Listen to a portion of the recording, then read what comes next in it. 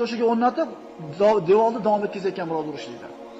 Otajon, kim olib keldi buni deydi desa, Jibril olib keldi. Jannatdan olib chiqarilgan u tosh birodar.